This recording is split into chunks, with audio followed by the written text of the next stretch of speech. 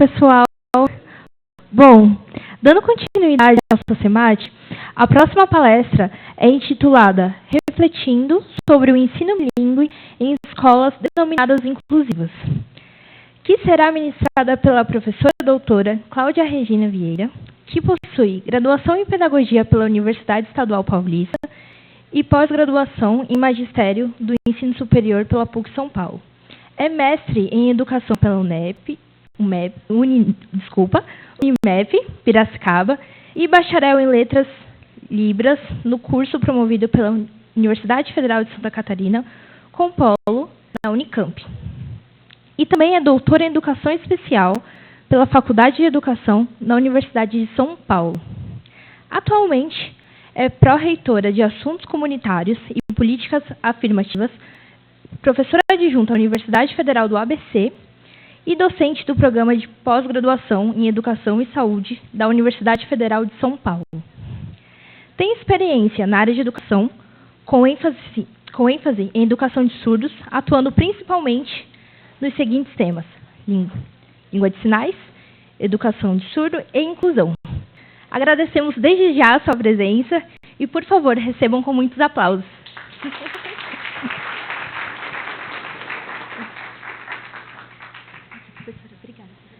Obrigada.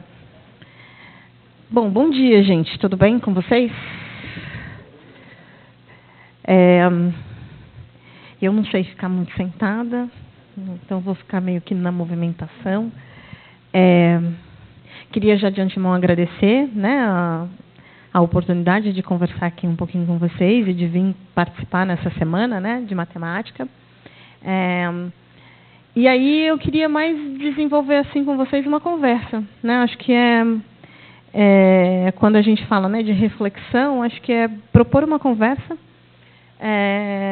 para falar um pouquinho sobre essa questão de inclusão, né? Vocês como futuros professores de matemática do ensino fundamental 2 e do ensino médio, né?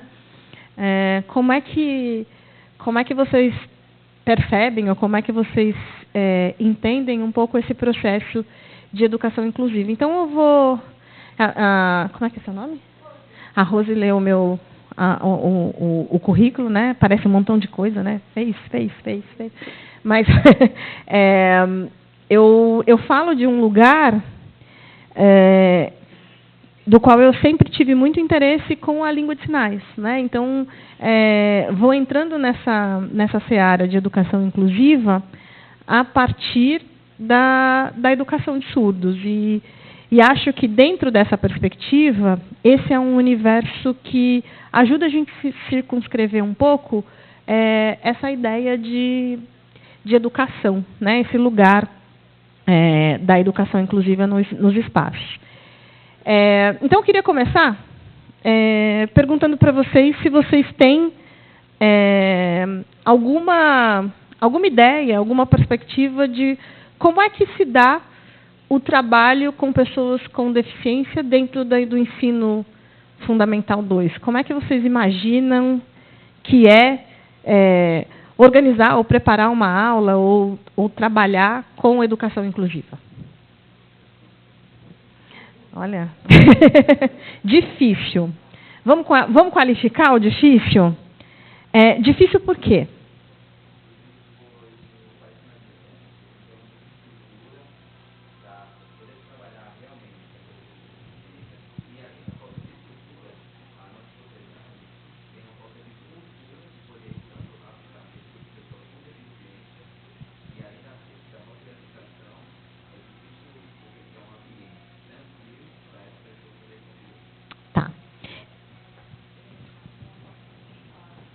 Falta de preparo.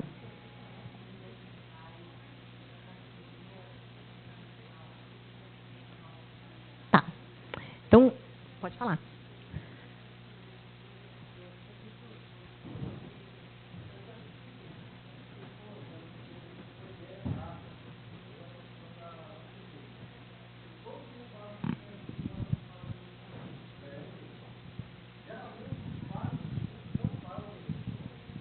Então, o surdo ele já começa a ter esse problema dentro da sua própria casa, né?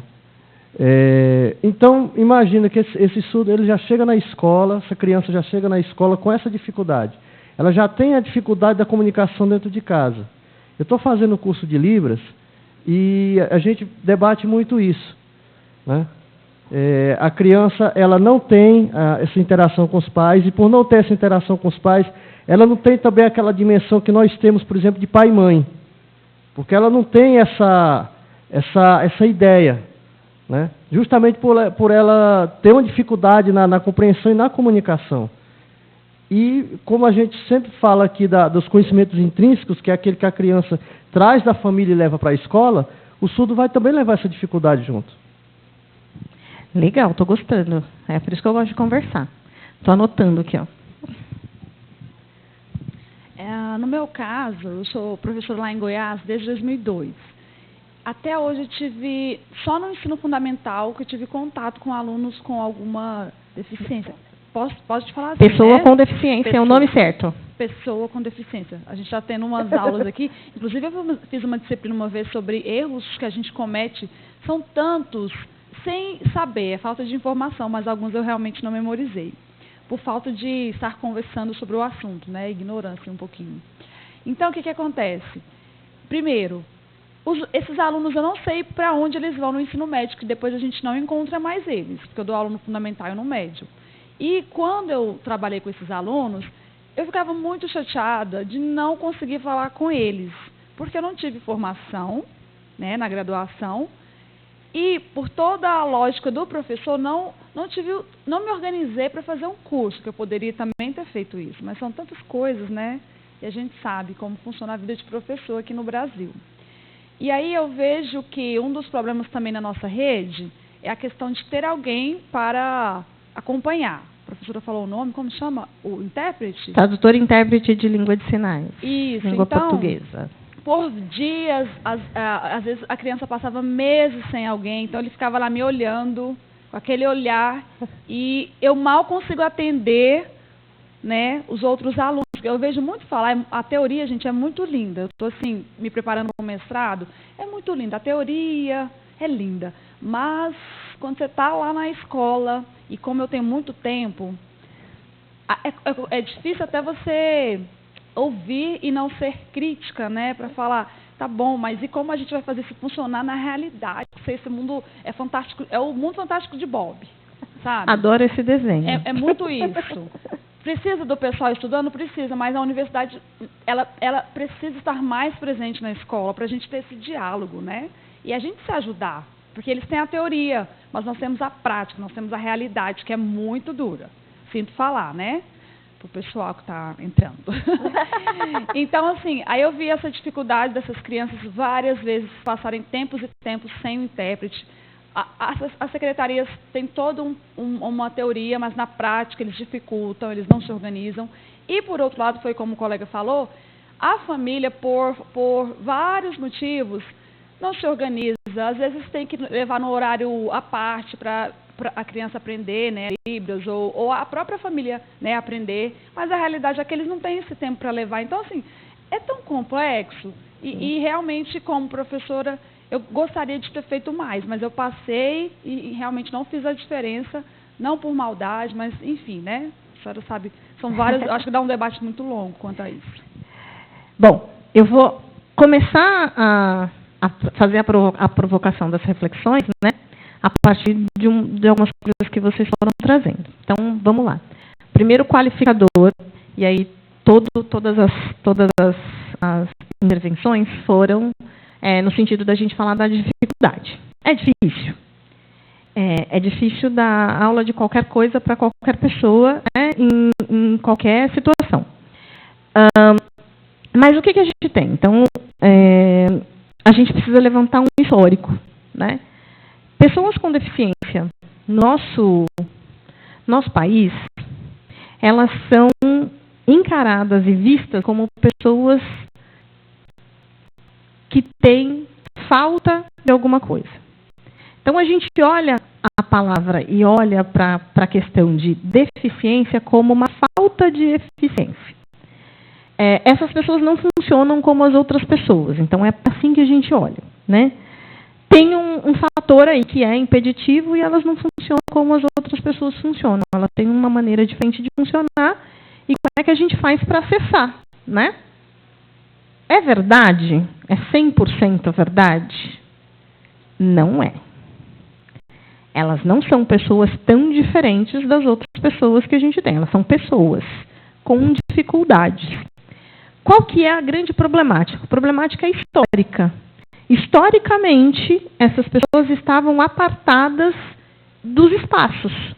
Apartadas dos espaços, a gente começou a criar, e não, né, não no sentido da gente não fazer, né, mas a gente acabou criando uma perspectiva de que está muito distante. Está lá diferente, está afastado, porque é diferente, porque é distante. Aqui ia ficar muito complexo, né? Muito difícil de fazer o trato. E a gente foi trabalhando dentro dessa perspectiva, dessa dificuldade. E a gente não foi olhando os potenciais dessas pessoas, porque essas pessoas têm potenciais, elas têm potências e elas têm limitações, assim como todos nós temos potências e limitações. Só que a gente já olha para elas e diz assim, elas têm limitações. E a gente não começa a olhar para as potências. Então, alguém falou assim, nem todo surdo usa língua de sinais. Por quê? E aí também é uma questão histórica que a gente tem. Porque a língua de sinais foi considerada língua no Brasil em 2002. Aí a gente vai falar assim, antes de 2002 não tinha surdo? Eles começaram a aparecer a partir de 2002? Não. Mas a língua de sinais, ela é reconhecida a partir de 2002. E quando eu falo reconhecida, que tem um monte de gente que fala assim, língua de sinais é oficial. Não é uma língua oficial no Brasil. A língua oficial no Brasil é uma só. É só o português. A língua brasileira de sinais é uma língua reconhecida, assim como as línguas indígenas são reconhecidas. Tá certo?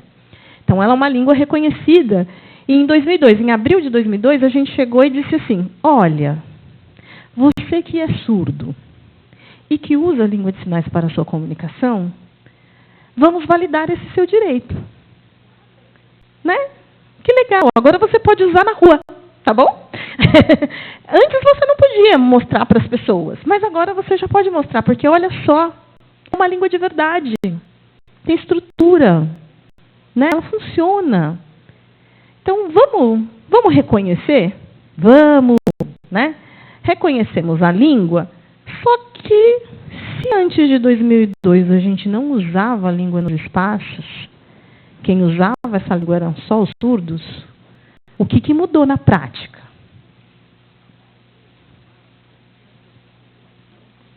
A gente começou a usar a língua de sinais assim, tipo, agora brota, porque agora pode, então agora a gente vai usar, né? Quem sabia língua de sinais? Como é que a gente ensina a língua de sinais?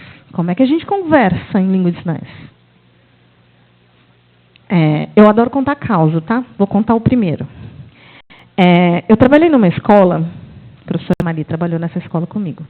Não vou contar quanto tempo atrás, mas faz um tempinho aí. A gente trabalhou numa escola que, em 2002, quando a língua foi reconhecida, tinha classe especial de surdo. Nessa classe especial de surdo, tinha um grupo de crianças surdas que não podiam usar a língua de sinais lá dentro, porque tinha um espaço terapêutico que trabalhava com a oralização das crianças. Então, vamos pensar que todo mundo aqui é ouvinte como vocês. Não vou tirar vocês da zona de conforto de vocês. Somos ouvintes que falamos português. Mas, por algum motivo, a nossa escola não usa o português para comunicação, tá certo? Vocês precisam... A língua oficial do país não é o português, é a língua... vocês sendo ouvintes, eu não quero mudar muito a condição de vocês, então eu quero fazer né? É uma língua... É que se fosse, ainda que fosse tupi, é uma língua oral, né? A língua de sinais eles enxergam. Vamos mudar. Vocês são tudo cego, beleza? Vocês são cegos.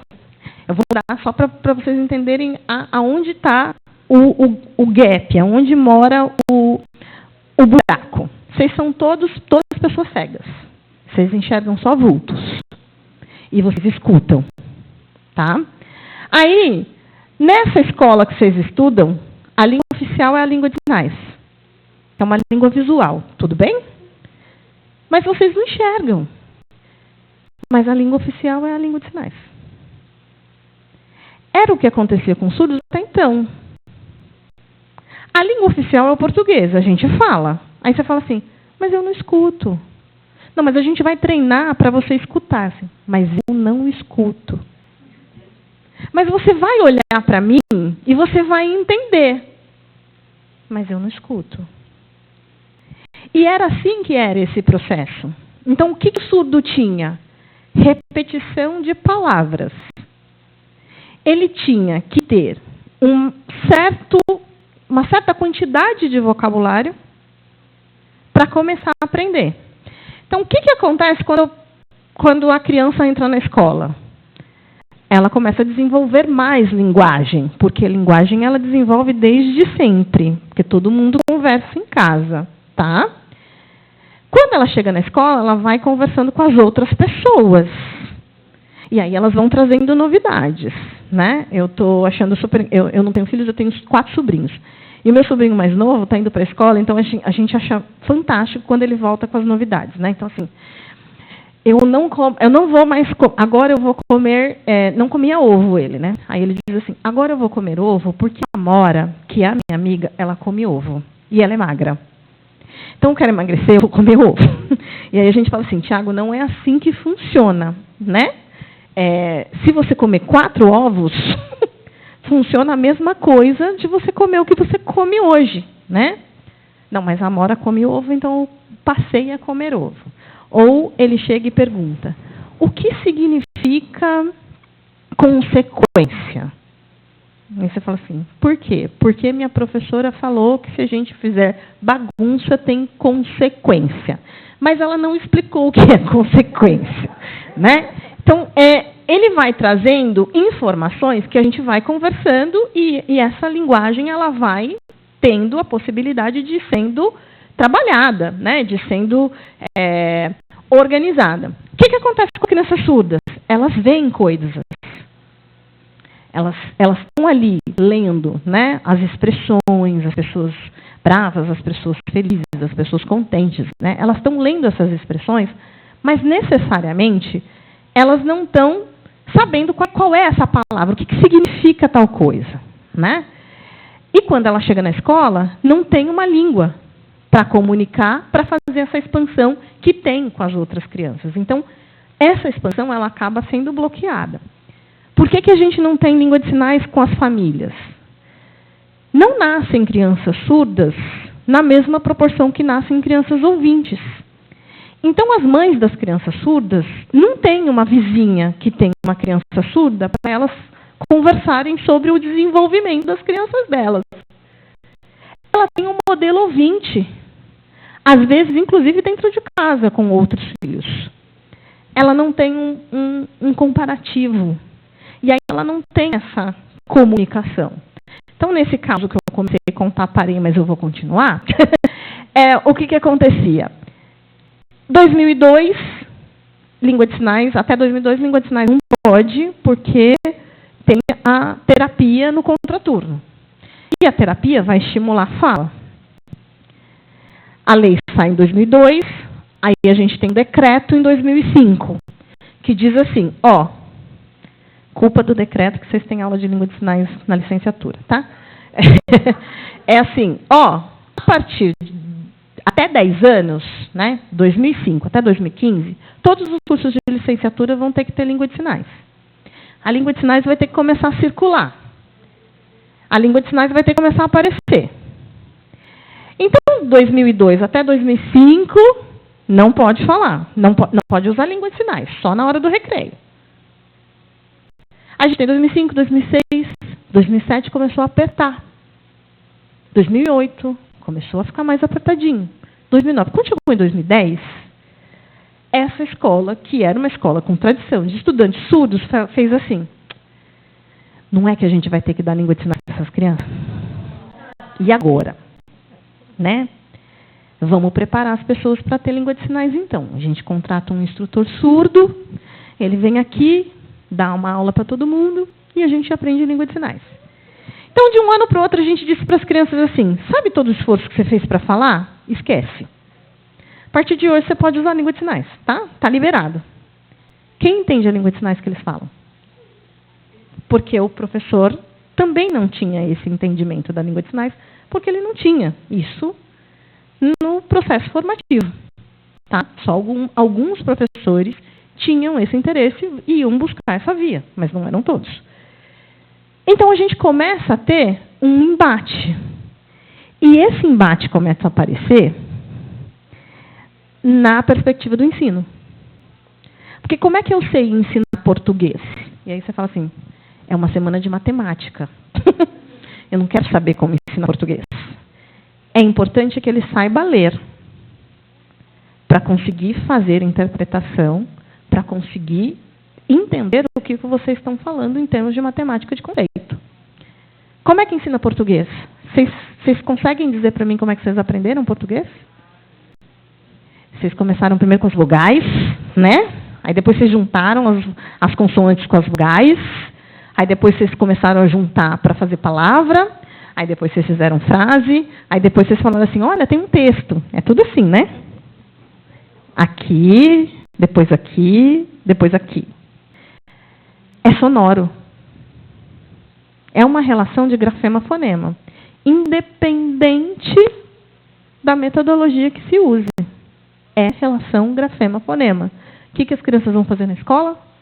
Aprender que existe uma relação entre aquilo que você fala com aquilo que você escreve. E aí eu vou trazer meu sobrinho de novo, né? Como é que escreve? Aí ele fica: como é que escreve casa? É o K. Né? Então, ele escreve casa com K. E tudo bem para nós, porque ele está num processo. Né?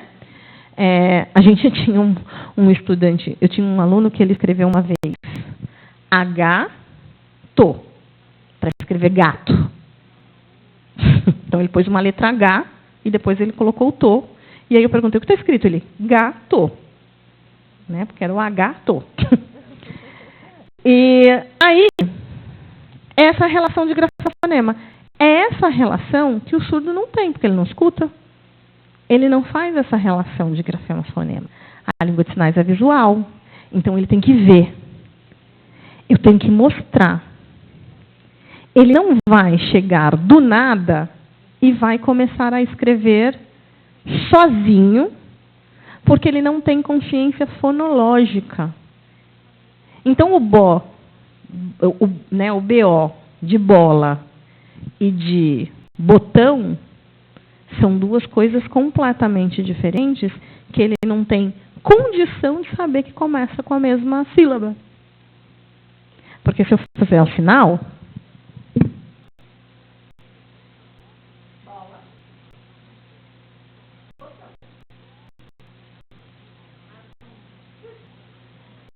aí tem uma outra coisa.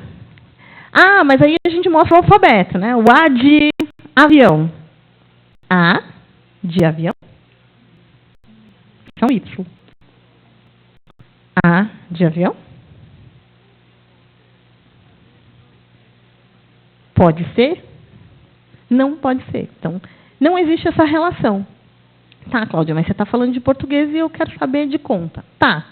Como é que a gente faz para trabalhar com matemática de uma forma visual? Ah, matemática é visual. É visual para quem conhece conceito. Como é que você vai explicar um conceito que tem uma linguagem, que é a linguagem matemática, numa outra língua, que é nossa visual, que não é português? O que você faz? Você sente e chora? Então, o colega falou aqui que é difícil, né? Ah, é difícil. É difícil para mim qualquer coisa na matemática, tá? Eu sei a matemática básica. Mas, assim, é difícil mesmo. Porque eu preciso saber a outra língua. é o professor de matemática que vai fazer essa interação direta com o estudante do ensino fundamental 2 quando ele estiver lá? Nos nossos mundos ideais, será o tradutor e intérprete de língua de sinais, que é o profissional que a gente não tinha até 2002, porque língua de sinais nem era a língua, para que a gente vai ter um profissional?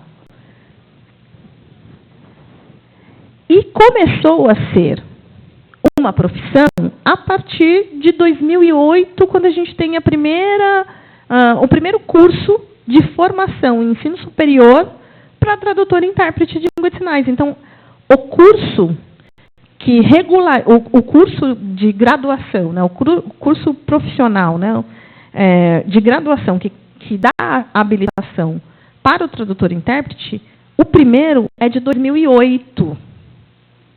A gente está em 2022. O primeiro curso foi da Universidade Federal de Santa Catarina, da UFSC, que é um curso... ele começou semipresencial. Hoje a UFSC já tem esse curso presencial, né, na Federal de Santa Catarina, mas ainda tem bastante polo, né, os polos que são semipresenciais. E desde 2012, 14, a gente tem o curso da Universidade Federal de São Carlos, que é um curso que chama Tradutor e Intérprete de Língua de Sinais e Língua Portuguesa. Então, os cursos são 2008 e 2014, dentro das universidades públicas, para formar um tradutor e intérprete de língua de sinais. E é ele que vai ter que fazer essa relação, né? Porque ele vai ser ali a ponte que vai fazer essa mediação linguística. O intérprete vai dar aula para o surdo? Não, a aula é sua, você que vai preparar, o material é seu, a metodologia é sua, o intérprete vai fazer a mediação entre línguas. Eu posso interpretar aula de matemática? Eu sou formada pela UFSC. Eu posso? Eu posso, mas não devo, porque eu não sei matemática. Eu sei matemática para mim. Eu fui uma aluna 7 de matemática. Se eu traduzir matemática, eu vou traduzir matemática no nível 7. E você não dá aula no nível 7. Eu preciso entender o conceito de matemática para explicar para vocês. Então, causo 2. Estava eu dando aula de matemática para o ensino fundamental 1, tá? Eu posso. Dando aula de ensino de matemática, multiplicação para o meu ensino fundamental 1. O que eu fiz?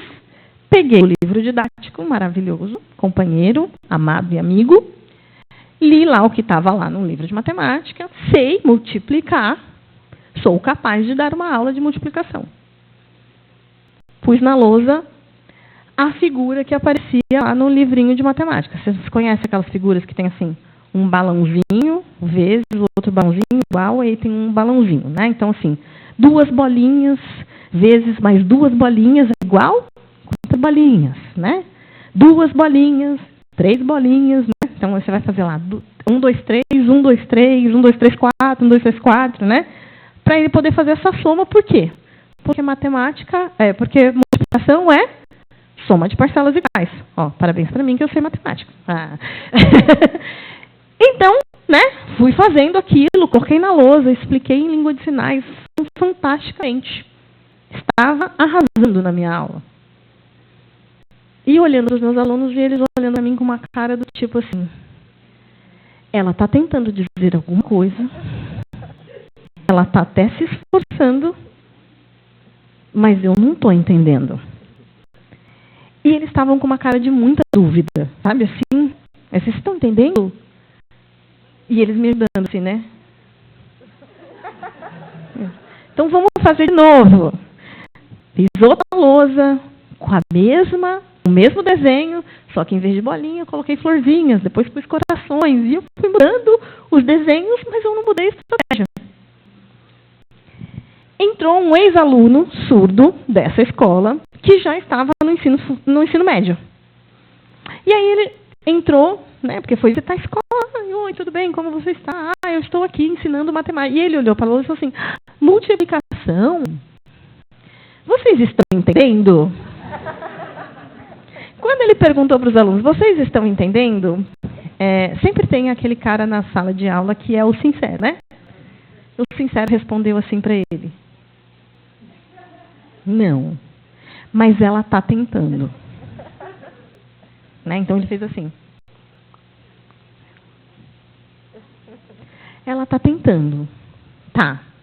E aí ele falou assim, posso mostrar de um jeito diferente? Eu fiz. Pode. Sentei para olhar o jeito diferente. Ele não usou a lousa. Ele usou as mãos. E ele fez assim.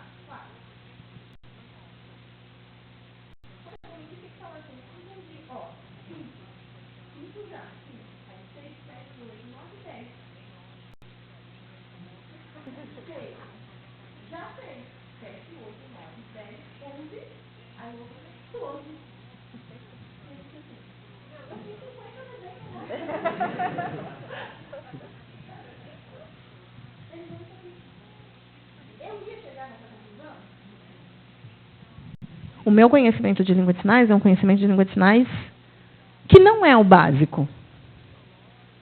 Mas eu não penso, eu não tenho um pensamento imagético.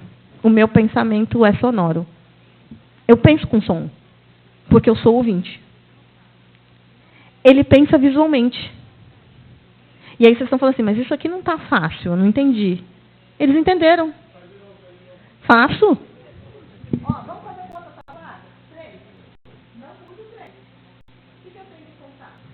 1. Se é 1, eu tenho 1. Mais 1, eu tenho 1. Mais 1, eu tenho? Se é 2. É 2, 2 e 2. 1, 2, 4, 3. 3. 3, 3, 3. 1, 2, 3. 4, 5, 6. 7, 8, 9. Aí, o camaradinho que falou pra mim, vou tirar, já tô ficando. Um camaradinho que falou pra ele que ele não estava com vontade de fazer, ele disse assim, ok, muito bem. E 10? Porque eu tenho dois, ele falou assim, precisa mais do amigo, você sabe? Ele falou assim, você já sabe o que significa multiplicar? Ele fez mais. Precisa não?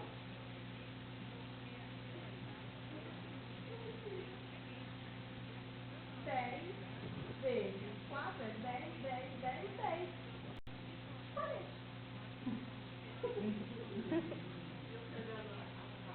E a minha loja cheia de sacadinhas. Bolinhas. E coraçãozinhos, e florzinhas.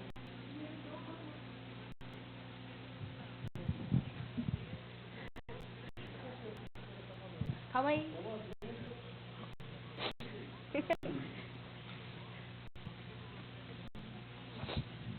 Nesse contexto que a senhora está falando, por exemplo,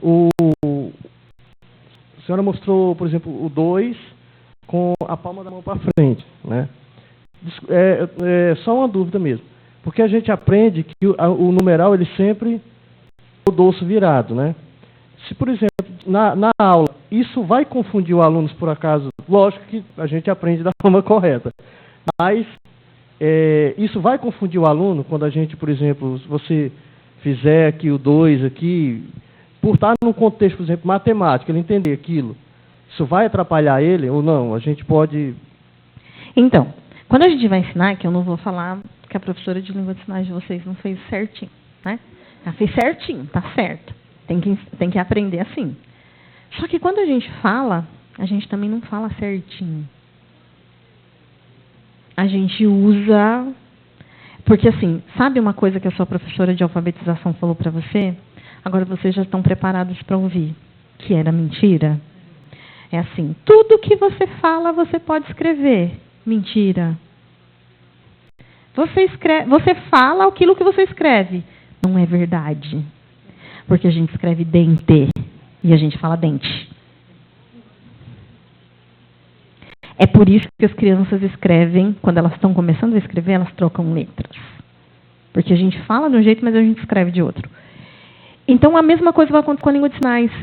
Qual que é o problema? O problema é, sabe aqueles anos todos que a gente ficou assim, isso não é língua, isso não funciona, isso é coisa de surdo, isso daí é micagem, isso aí é coisa de gente maluca.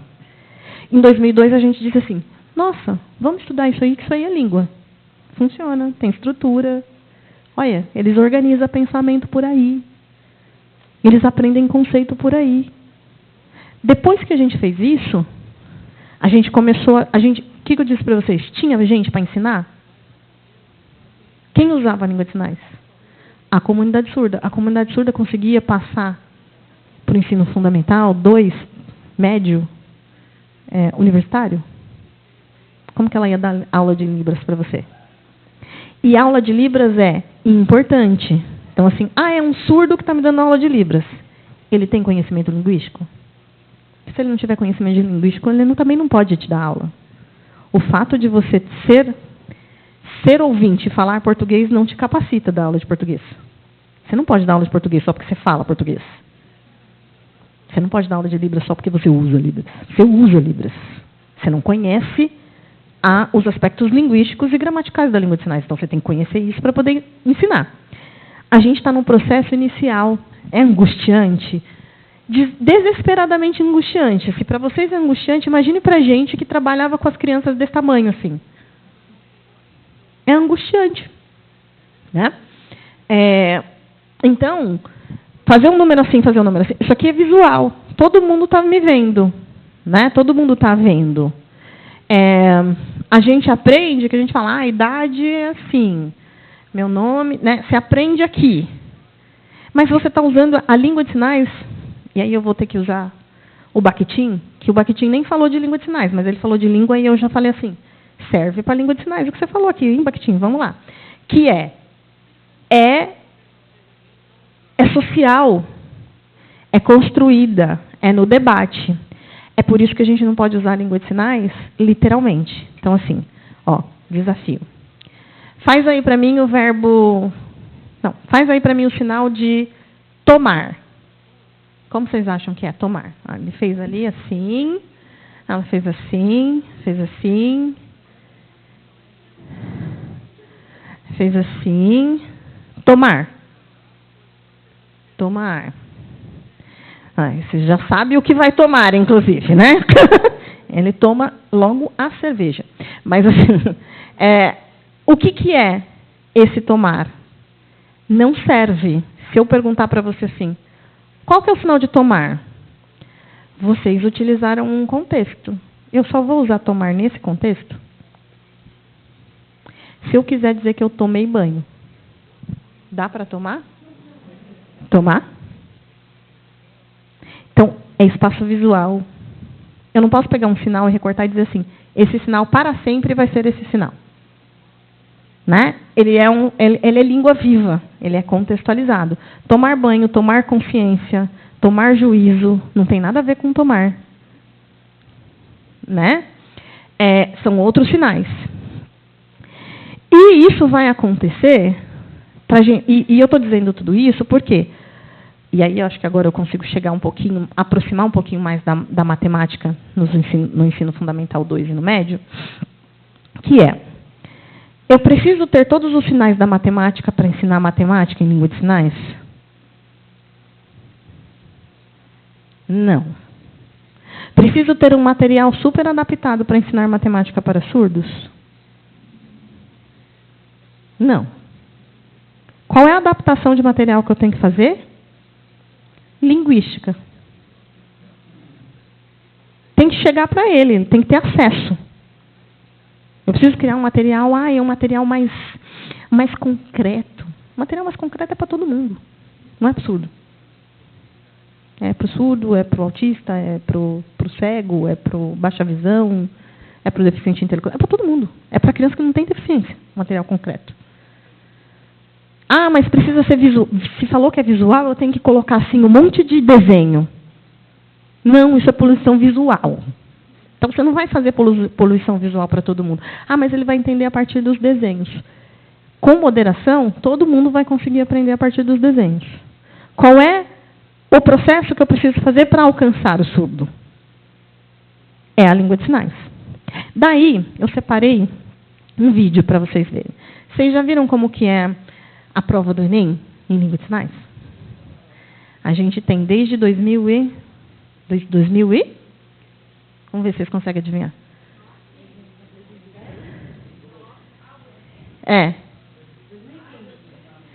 2018.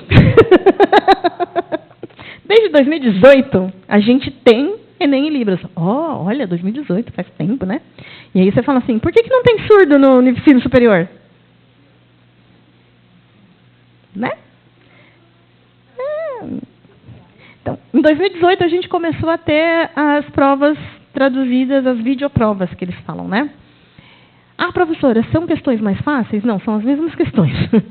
São menos questões? Não, são 180 questões, igual para todo mundo. Vamos pensar, aí ele tem 2 horas a mais para fazer a prova. Aí eu vou contar para vocês que fizeram o Enem. Tranquilo para vocês fazer uma prova de 6 horas? Na 5ª hora, vocês estão super a fim de fazer mais 5 horas de prova, correto? Como será que é para o surdo? Que ele tem a possibilidade de fazer 8 horas de prova. Não é delícia? Fantástico, né? Então, funciona assim, né? Mas a primeira conquista a gente já teve. Então, ele tem o direito de fazer a prova com a videoprova, tá? O que acontece? Muito surdo não sabe que tem esse direito, tudo bem? Porque precisa se inscrever antes para fazer a videoprova. Então, às vezes, ele chega no local de prova e fala assim, mas eu sou surdo, eu queria fazer a videoprova, mas você não pediu, né? Então, você vai fazer a prova normal, né? Então, você precisa pedir. Por quê? Porque disponibiliza um notebook com os CDs para poder fazer a prova. Eu separei aqui uma questão para vocês verem como é que essa prova é, como é que a questão é feita. Eu acho que essas daqui, né? Dá para ver? Vocês querem que apague? Acho que dá para ver. Aí. Preciso tomar cuidado, porque eu sou toda atrapalhada.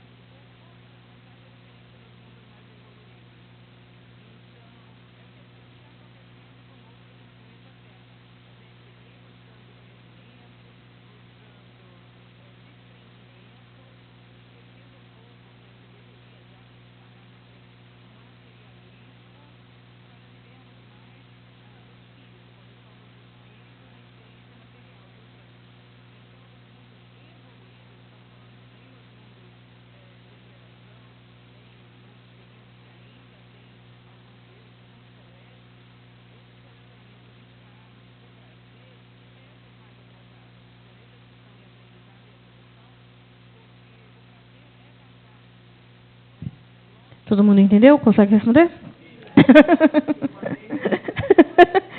E aí, deixa eu contar para vocês como é que funciona. Então, quando ele recebe o CD, ele consegue voltar à questão, ele consegue passar mais rápido, ele consegue passar mais devagar, e além do CD, ele recebe o caderno de prova físico com a questão em português. Por quê?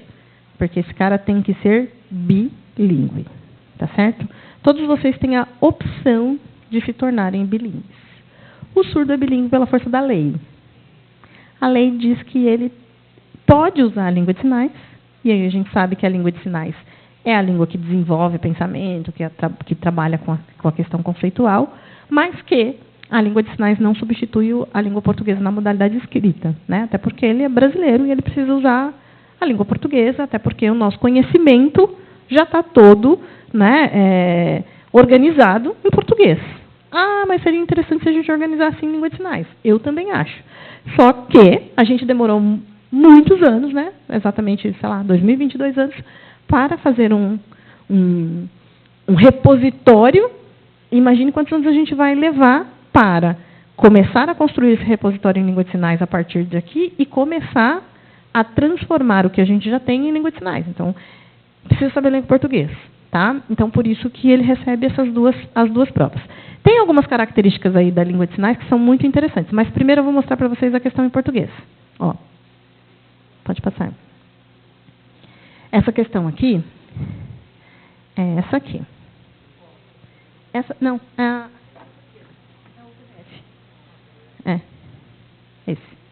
isso. É essa questão aqui, ó. Vamos ver se vocês... A Pesquisa Nacional por Amostra de Domicílios, o PNAD, é uma pesquisa feita anualmente pelo IBGE, exceto nos anos em que há censo. Em um ano, foram entrevistados 363 mil jovens para saber um levantamento sobre suas atividades profissionais ou acadêmicas. Os resultados da pesquisa estão indicados no gráfico. Jovens em atividades entre 15 e 29 anos em porcentagem. Então, a gente tem lá 21,6% somente estuda, 13,6% trabalha e estuda, 45,2% somente trabalha e 19,6% não trabalha nem estuda. De acordo com as informações dadas, o número de jovens entrevistados que trabalha e aí a gente tem a alternativa A, B, C, D e E. Volta o vídeo para mim. Agora eu vou pedir para você ir pausando. Só para vocês verem algumas características da língua que eu acho que são importantes. Agora eu vou vir para cá, assim. Aí eu vou fazer para em alguns momentos, tá? Então, ó, amostra, né, de domicílios, pode parar. Então, vocês veem que na questão lá, ele está dizendo... aí você vai falar assim, por que ele não fez o sinal de PND? Porque não tem. Ah, mas não dá para entender? Dá para entender, né? Porque primeiro ele está falando aí da questão das amostras do município e ele está falando a sigla, tá certo? Pode passar. É responsabilidade do IBGE, né? Sempre, anualmente, eles fazem essa pesquisa, né? E só no ano que não tem censo, eles param, né? Então, no ano, eles tiveram respostas de pessoas jovens, 363 mil, né? Eles recolheram essa para saber sobre o contexto do trabalho e a questão acadêmica. Olha só, dá uma paradinha aí. Lá na questão escrita está colocado que é para observar o gráfico, tudo bem? Na questão escrita está dizendo assim, observe o gráfico. Essa é uma língua visual. Aqui, ele vai informar para as pessoas que elas precisam ler esse gráfico, tá? Pode passar. Então, o que a gente tem? Ó, ele vai falar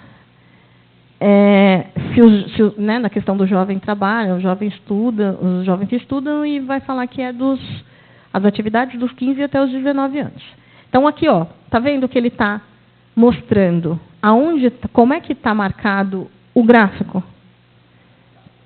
Ele faz um destaque do gráfico. E ele vai fazendo isso na língua de sinais, pode parar. Ele vai fazendo isso na língua de sinais, fazendo um movimento, porque ela é uma língua espaço-visual. Então, a primeira informação está aqui. Ele não pode dar a segunda informação aqui de novo. Porque tem uma imagem ali. Se ele fizer aqui, confunde quem está vendo. ela tem que estar um pouquinho mais para cá. E a outra mais para cá. E a outra mais para lá. Então, quando a gente fala dessa questão da língua, espaço visual, é disso que a gente está falando. Quando eu falo de imagem, é disso que eu estou falando. Eu preciso fazer uma diferenciação muito grande, muito distoante daquilo que a gente faz com os estudantes que estão na nossa sala de aula. Mas eu preciso saber a língua. Ou eu preciso ter uma relação com quem sabe a língua.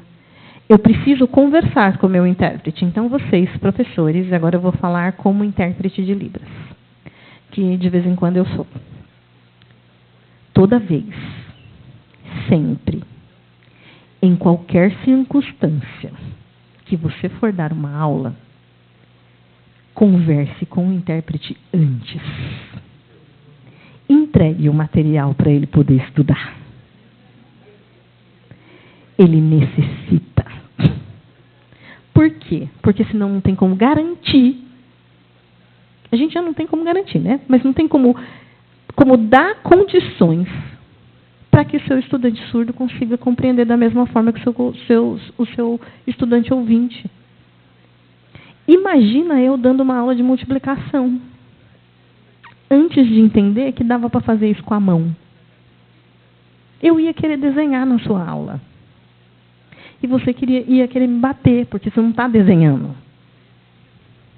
Entende? Eu preciso conversar com vocês. A gente precisa conversar sobre qual é o conceito que você quer passar. Porque senão eu vou passar equivocadamente. Eu tenho que entender do que eu estou falando. Porque eu estou falando de duas línguas. Então, qual que é o contexto nas escolas bilíngues, geralmente? É eu achar que o surdo não sabe. Se eu tiver um intérprete, eu achar que o intérprete vai dar conta dele. E aí eu não acompanhar esse desenvolvimento. Não pode. Tá? E eu preciso que ele tenha disponibilidade para participar da aula. Né? Lá na UFABC, a gente tem um cursinho preparatório para o vestibular. E já tem... Sou boa de matemática assim, de contar no dedo. Já tem 9 anos que a gente abre vagas para surdos nesse cursinho. E as vagas que a gente abre para surdos no cursinho são vagas onde eles são acompanhados por intérprete. E eles participam da aula e eles ajudam os estudantes ouvintes a entenderem algumas coisas das aulas. Porque a gente tem tantos intérpretes entrando em contato com esse surdo para entender um pouco até o vocabulário, porque assim, língua de sinais tem um vocabulário só, de um jeito só? Não, gente, o surdo usa gíria, tá? Tem dialeto, tem esqueminha, tem sinais que tem faixa etária, é regional, é língua, tudo bem? Ah, mas não podia ser uma língua mais fácil? Então, é língua. Bakhtin diz que ela vai mudando, e ela vai, né? De acordo com o uso. Então, assim, é língua, muda, e a gente precisa saber o que eles estão falando, como eles estão falando, de que jeito eles estão falando, e também trabalhar com o professor, para o professor saber o que eles estão falando e como que eles estão falando. Então, em algumas aulas, eles fazem intervenções, porque eles estão entendendo, porque eles estão conseguindo trabalhar essa relação contextual, porque eles estão conseguindo ter dúvidas. E aí, os intérpretes falam, né? Quando chega na hora das funções, vocês sabem o que é isso? Eu sei que eu fiz em algum ano aí do meu ensino, em algum lugar, e que tinha eu sei que tinha um gráfico. Tem um gráfico, não tem? A gente faz um gráfico. Quando chega nesse momento, eles têm dúvidas, e aí chegam os plantões de dúvidas. E, às vezes, as dúvidas que eles trazem são dúvidas que muitos ouvintes têm vergonha de trazer, porque dizem assim, eu devia saber isso. Então, às vezes, eles esperam os surdos perguntar, porque, assim, surdo perguntar, tudo bem. Até eles começarem a perceber que os surdos têm dúvidas ou fazem perguntas tão elaboradas e complexas como eles. Porque a experiência, muitas vezes, é que você tem com um intérprete que faz tradução de sinal. intérprete que faz tradução sinal,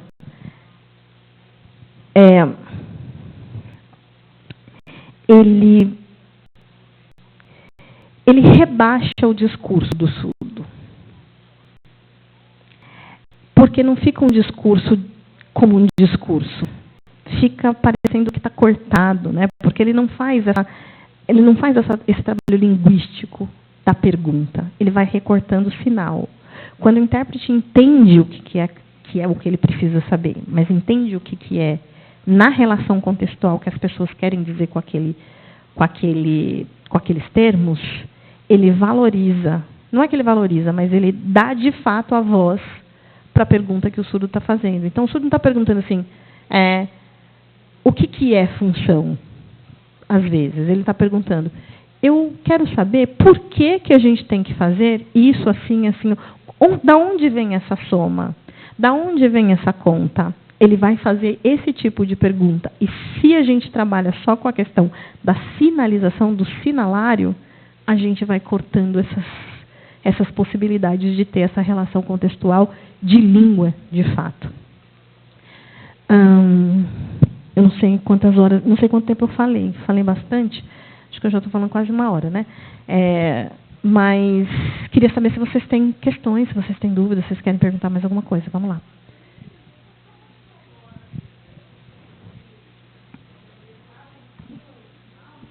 Não é traduzir sinal por sinal. Por exemplo,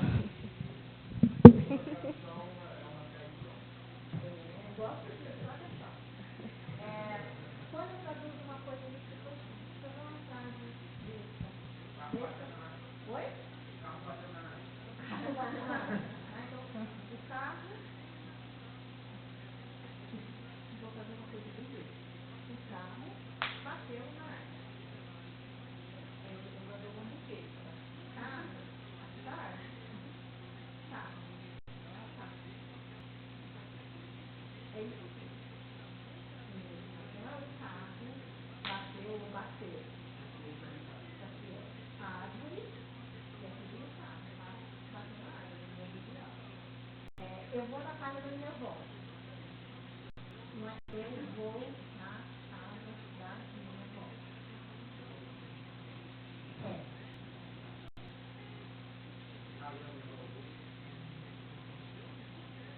Quando eu vou falar assim, façam, né? Arme esse tudo. Ai, eu adoro isso.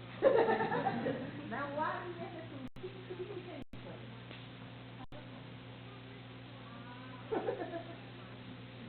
Arme esse tudo. Tipo, ó.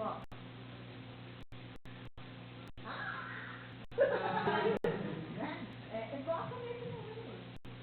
Deixa eu botar. É nesse número. Esse número não vai ter ninguém. Mas assim, é isso. É porque é língua. Raiz quadrada. Raiz, né? Raiz quadrada. 2. Não pode ser, né? É visual. Então, às vezes, as pessoas falam tradução, é o tomar. Eu vou tomar uma decisão. Aí você vai procurar lá no cenário, no sinalário, aparecer esse tomar, e eu não tomo essa decisão. Decisão. No contexto, tem compromisso. Decisão, posso falar, posso e tomo a decisão. Mas não pode ser dessa forma. Então, por isso que fala, e a mesma coisa fala do surdo. Porque às vezes você está dizendo, quando o surdo fala assim para mim, né? Então, uma vez que eu falei, surdo adulto.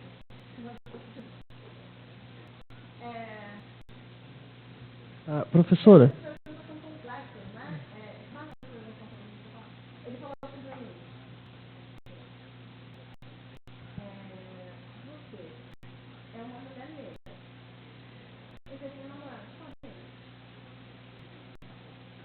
E não é isso que você estava me perguntando, de fato. Ele estava perguntando assim, eu sou uma pessoa preconceituosa, eu sou uma pessoa apegada, eu sou uma pessoa que não aceita a diferença.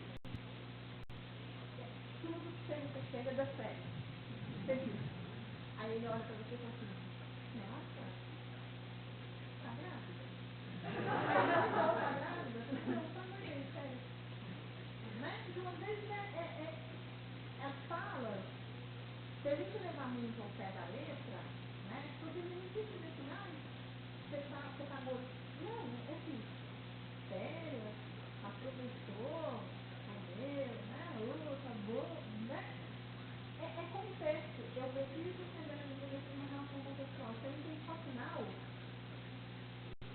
eu tenho uma confusão muito grande. Tanto de emissão quanto de recepção. Justamente com relação a isso que a senhora falou, a gente aprende que o surdo ele tem dificuldade com, por exemplo, com figuras de linguagem, né? Porque por ser muito visual, ele tem a dificuldade, por exemplo, se for interpretar alguma coisa de uma ironia, por exemplo, um pleonasmo, se for falar, por exemplo, uma metáfora, né? Ele vai ter essa dificuldade. Até que ponto eu consigo passar uma situação, por exemplo, de uma metáfora, por exemplo, para ele? Então, assim, eu vou usar a citação do seu colega aí de trás, né? A tradução, o tradutor, ele é um eterno traidor, né? E a gente precisa trabalhar sempre nessa perspectiva. O surdo não tem dificuldade com metáfora, o surdo não tem dificuldade de entender nenhum tipo de expressão. A gente não sabe traduzir. Então, assim, o universo, né, e esse trabalho que a gente tem de língua de sinais recente incapacita a gente de fazer determinadas traduções. Porque exatamente a gente vai querer traduzir sinal, a gente vai querer traduzir ao pé da letra. E ao pé da letra a gente não faz tradução de nenhuma língua. Você não traduz metáfora americana com palavra a palavra traduzida. Você traduz sentido. É por isso que eu trago o Bakhtin para a língua de sinais. Ele fica lá. Não quero, eu não falei isso, mas você falou de língua. É contexto. Então, assim, o surdo tem dificuldade de. Não, a gente tem dificuldade de. Né? Uma vez eu estava com um surdo no carro e alguém falou assim, nossa, o cara passou ali costurando. E aí ele fez assim, costurando? Eu falei, não. Sabe, agulha. É a tradução. É o jeito como você traduz. Porque se a gente pega uma expressão idiomática, uma metáfora de outro lugar, de uma outra cultura, a gente também vai precisar desse tipo de interpretação. Então, é o que eu falei lá no começo. A gente tem uma ideia e a gente colocou uma marca nesse surdo como uma pessoa que não tem. Tudo aquilo que eu não consigo fazer, eu não digo que é porque eu não consigo, eu digo que é porque ele não tem condições de. Ele tem condições de um monte de coisa. A gente faz uma confusão muito grande, né?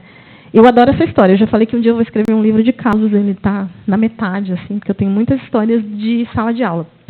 Eu lembro que uma vez eu estava com os alunos do ensino fundamental 1. Trabalhei bastante com o fundamental 2 e tem umas histórias muito interessantes do fundamental 2, mas é outro contexto. O fundamental 1, uma vez, chegou um pirueiro na escola que eu trabalhava com 2 crianças chorando muito. E aí ele disse assim, esses 2 meninos estão chorando demais e eu não sei o que aconteceu porque eu não entendo o que eles falam. Esse estava na peru, esse entrou. Eles 2 conversaram 3 minutos e aí eles começaram a chorar. E eles vieram chorando de lá até aqui, eles ainda estão chorando e eu não sei o que faço. E as crianças da perua estão tudo tristes. E assim, gente, o que aconteceu? E aí, assim, de quem são esses alunos? Eu sempre sou premiada que esses alunos fazem essas coisas, era tudo meu, né? E assim, meu, os 2. Né? Vem cá, vamos conversar. E chorando, eles estavam chorando assim, já de soluçar. Então vamos lá na cozinha, vamos tomar um chazinho, que chazinho na escola calma todas as crianças, né? Não, um chazinho para criança. Conta para mim o que foi. Assim, me explica. Aí ele virava para mim e falava assim, como? Eu assim, como o quê? Ele, como você? É água? É fogo? Eu disse, eu não estou entendendo o que você está falando. E aí ele diz assim para mim, só me explica. Ele diz assim, você precisa me explicar primeiro, que aí eu consigo tentar, ver se eu consigo te explicar o que foi. E aí ele virava... Quando ele respirou e conseguiu me dizer, ele disse assim, eu vou fazer em língua de sinais. Você me interpreta? Você consegue? Vamos lá.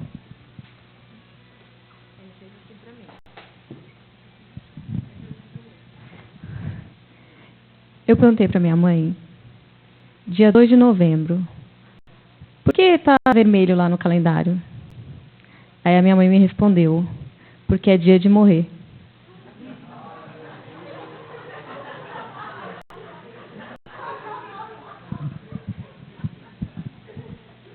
E aí, ele entrou na perua e disse para o outro, você sabia que é feriado dia 2 de novembro porque é dia de morrer? E aí o outro disse, não, ele falou assim, a minha mãe que falou. E aí o outro disse, a sua mãe não mente. E aí eles olharam no calendário e era feriado. E aí eles começaram a contar para todas as crianças da perua, que tinha entre 5 e 10 anos. E eles chegaram na escola desesperados porque eles iam morrer dia 2. E aí ele me perguntava como vai ser. É um fogo? É água? E aí, quando ele disse isso, eu tive que me controlar muito para não rir na cara dele. E eu dizia assim, mas por que você acha isso? Minha mãe falou, minha mãe não mente. E aí ele falou assim, você? E aí não esperou nem eu terminar de responder, né? Você tá igual a mamãe, não liga.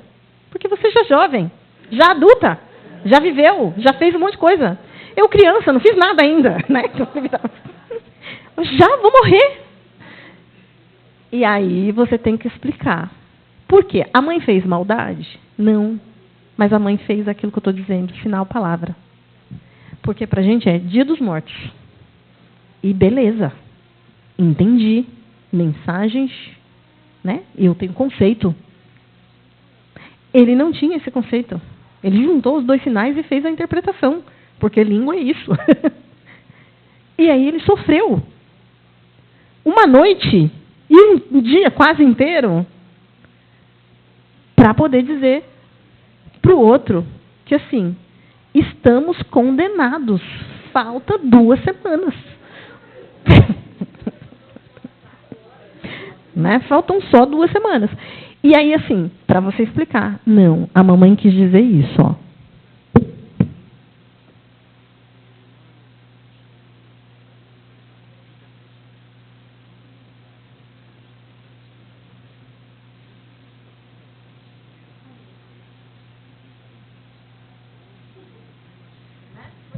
Eu tenho que dizer para ele, não, é dia de pessoa, sabe assim? Quando as pessoas já morreu, homenagem, sabe? Você vai render homenagem para as pessoas que já morreu. Tem gente que vai no cemitério põe flor. Tem gente que chora e lembra. Ele, só gente velha que morre, né? Não. Criança também morre.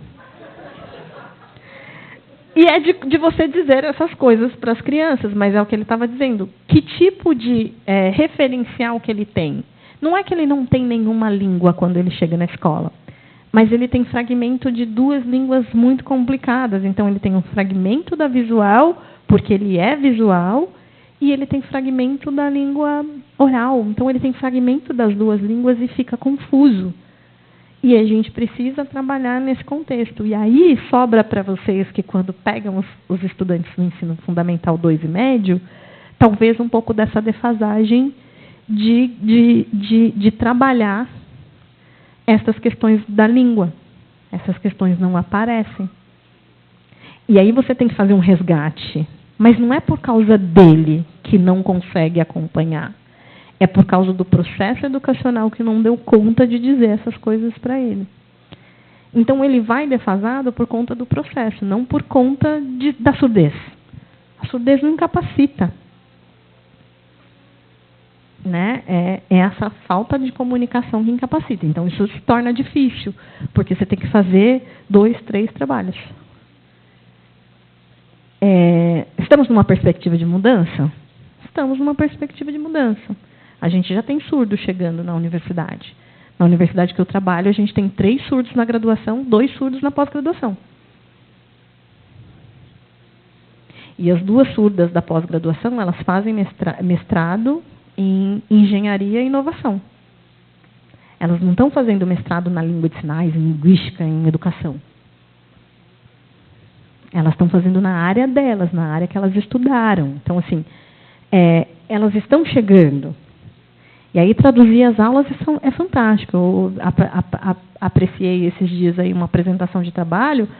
A pessoa está falando de, como é que era o termo? Tec-inovação. Uns termos que tem tradução, mas que elas dão um jeito, tipo, não tem um final. Mas elas pegam o que significa isso e dá um sinal. E elas aplicam esse sinal. Então, elas estão usando a língua na prática para dar condição da língua continuar se desenvolvendo, né? Então, isso é fantástico. A gente está começando a ter esse movimento agora. Vai demorar um pouco para a gente ter mais surdos ocupando esses espaços?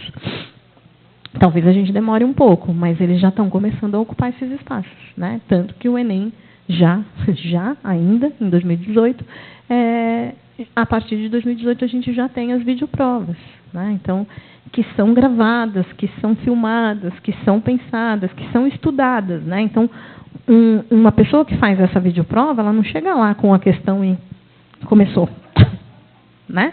Por isso que eu estou dizendo para vocês, vai dar aula, tem surdo, tem intérprete, acolhe esse cidadão, conversa com ele, explica para ele o que você quer. Pega ele no colo, que às vezes a gente quer. A gente precisa de um colinho para poder entender. Eu fiz uma vez uma interpretação de um curso de contabilidade que, no final do curso, o professor falou que eu merecia o diploma, e não o estudante. Porque ele disse, quando você tiver dúvida, você entra em contato comigo. E ele deve ter recebido mais e-mail meu do que qualquer outra pessoa, porque eu só tinha dúvidas. Eu entendi certo? É isso. Ah, não, é isso. Não, não é isso. Por quê? Porque eu tenho uma responsabilidade, né? Então, acolham o intérprete e aprendam a olhar para o seu aluno e dizer assim, para, senta. Muito bem. Aprenda a conversar com ele, porque você é o professor dele, não o intérprete. É para você que ele vai olhar. Então, essa também tem que ser uma atitude sua. Ah, o intérprete que medeia. O intérprete medeia, mas o professor é você. Você que é a referência. Então, é para você que ele vai olhar, é para você que ele vai perguntar.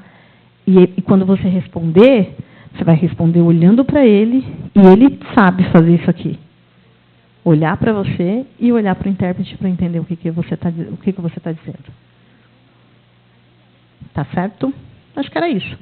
Tem uma pergunta ali. Bom dia. Eu queria saber, no caso, se o aluno não é, se o surdo não sabe Libras, se ele não é alfabetizado, que fala? Ele não teve esse letramento, né? Eu já vi casos, né, de aluno que não sabe Libras, e onde eu moro também tem bastante surdo que não sabe. Se tem algum lugar que a gente pode indicar? Eu conheço casa que tem surdo e os pais não sabem falar com ele. Eles só sabem ficar nervosos, agressivos. A maioria deles. A grande maioria. Na sala de aula vai ser a mesma coisa, né? No caso, como que nós podemos fazer? Um dos espaços que eu acho que é bem bacana de você levar surdos que estão nesse processo associações. As associações de surdos são espaços fantásticos, abertos e que servem para isso. Em São Paulo, a gente tem uma associação grande, que é a Associação de Surdos de São Paulo. Em São Bernardo tem uma associação também bem participativa, que é a Associação de Surdos de São Bernardo. Mas Guarulhos aqui também tem uma associação, eu acho. Tem uma associação de surdos de Guarulhos que é bem forte. As associações de surdos são espaços muito importantes, porque eles vão trabalhar e fazer, né, o uso da língua de sinais em situações contextuais, reais e não de ensino. É de língua mesmo. É igual quando a gente fala, quando a gente está aprendendo língua, né? Porque criança nenhuma, né? Você está lá no colo e fala, hoje a mamãe vai ensinar para você como é que fala arroz. Tá bom? Arroz é bom, arroz é gostoso, né? Ninguém faz isso. Então, como é que a gente aprende arroz? Está comendo arroz? Nossa, o arroz está quente. Esse arroz está duro. Né? É nessas relações dentro da associação que eles vão trabalhar a língua. E é assim que eles precisam aprender língua, naturalmente, e não sistematicamente. Qual é o nosso grande problema com surdos? A maioria aprende língua de sinais sistematicamente. E a língua de sinais é natural, ele não precisa aprender sistemático, ele vai aprender naturalmente. Então, nessas condições, para onde a gente leva? Para a associação. Fora isso, o que você faz? Exponha as redes sociais onde você tem surdos se comunicando, surdos falando. Eu sempre indico, para quem tem Instagram, indico o Instagram do Isflocos, que é o Gabriel. Chama olha eu fazendo soletração. Isflocos. O Gabriel tem várias sketches, e as sketches dele são todas legendadas, às vezes sinalizadas, ele traz situações cotidianas. É fantástico. E ele está no Instagram. Tem outros canais no YouTube, que são canais importantes para aprender, para trabalhar, para entender um pouco da língua e até trazer as pessoas para as discussões. Então, tem discussões de todas as naturezas. Se vocês colocarem no YouTube aula de matemática em Libras, tem um professor surdo que é professor de matemática e física. E ele tem um monte de aula de matemática e física direto em língua de sinais. É muito legal. Né? Acho que esqueci o nome dele agora. Deu rosa aqui, não lembro. Mas daqui a pouco eu vejo e já falo para vocês. Mas ele... Esse aqui, ó. O 1, 2, 3. O de camisa verde. Esse rapaz, ele é surdo. E ele é professor de matemática e de física. Então, ele tem várias aulas de matemática, de conceitos, que está diretamente em língua de sinais. Esse não tem legenda. E não tem... Às vezes não tem muito... Né, porque ele vai direto na língua de sinais. Então, esse é legal para os surdos. Né? Porque aí ele vai trabalhando diretamente nos conceitos.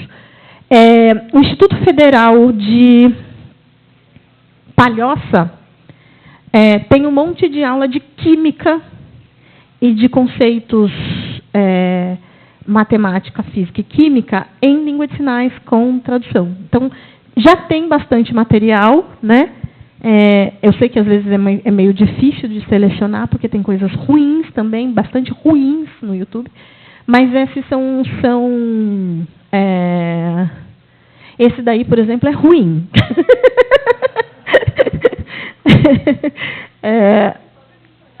É ruim porque, assim, quando você vê alguma coisa assim, sinais de, pode passar, porque ele vai trazer para você sinal solto.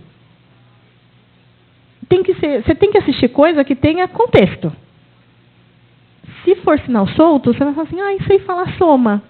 E aprendi o sinal de raiz quadrada. Para. Entende? É um pouco isso. Boa tarde. Eu gostaria de saber, e no caso da pessoa que acabou perdendo a audição recentemente, ainda não tem o estudo na questão de Libras, como eu, como um professor ou como um colega de sala, posso auxiliar a pessoa já tem a dica de levar em associações, mas enquanto ela está no processo de aprendizagem, qual seria a melhor maneira de lidar a sala para que ela não se atrase tanto até ela conseguir aprender? Então, necessariamente, nesses casos, dificilmente essa pessoa vai usar a língua de sinais. Ela perdeu a audição e ela já está num processo que ela já tem, que a gente chama de pós-linguístico, né? Ela já aprendeu a falar, ela já fala, ela já escuta, né? Tem todo essa aprendizado por essa via. Ela vai se beneficiar muito dos recursos tecnológicos que a gente tem disponíveis. Então, muito provavelmente ela vai ser protetizada, né? Vai usar uma prótese, ou ela vai ser implantada, enfim, ela vai usar algum tipo de dispositivo que permita que ela tenha ou a possibilidade de resgatar um pouco do resíduo, né, auditivo que tem. No caso, trabalhar com alguns fonoaudiologia, para trabalhar essa questão fonoarticulatória e de reabilitação. Então, essa pessoa ela não vai necessariamente precisar de língua de sinais. Talvez ela precise, mas aí vai ser um processo. Então, o que você faz nesses casos? Aí a gente vai ter que posicioná-la num lugar em que ela consiga enxergar bem a lousa, sem muito reflexo, de estar mais próximo das pessoas que estão falando, sempre, mesmo com o deficiente auditivo, né, que é essa pessoa que a gente chama, e não mais de surdo, sempre posicionar a sala de uma forma que todo mundo se veja, porque se ela está aqui, sentada, olha eu de costas para vocês, mas se ela está sentada aqui e alguém falar alguma coisa aqui atrás, perdeu. Mas se você estiver numa sala em que você tem a possibilidade de ver todo mundo, eu consigo ver quem está falando, talvez eu precise fazer uma leitura labial. Então, essas pessoas vão usar esse recurso. Qual recurso que a gente recomenda? Aprender Libras, porque aí ela não vai perder tanta coisa, né? Mas aí a língua de sinais para ela já não vai ser uma L1, a língua que vai organizar pensamento, nem nada. Ela vai ser uma L2 que ela vai usar como recurso, né? Porque ela não tem mais condições de trabalhar essas questões na L1, né? Ela vai trabalhar na L2, né? na língua 2 dela.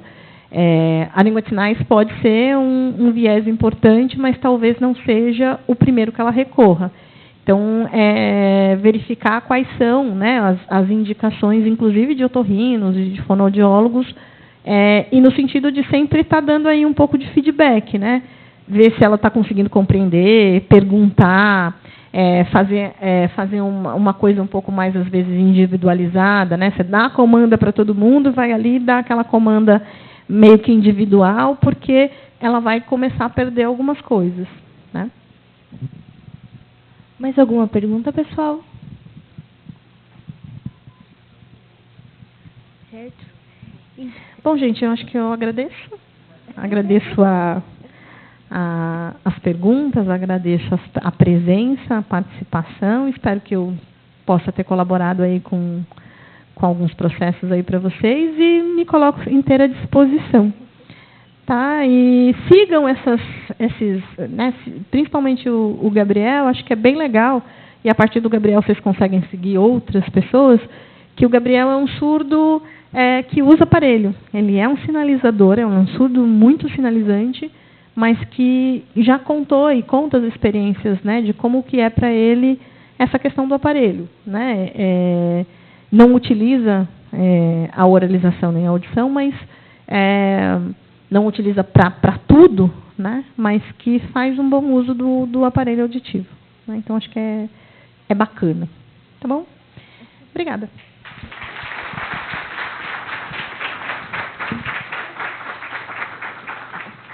Professora, nós agradecemos imensamente a sua presença, pelo seu discurso e por nos proporcionar esse debate tão interessante. Nós temos uma lembrancinha para a senhora, feito com muito amorzinho. Muito obrigada.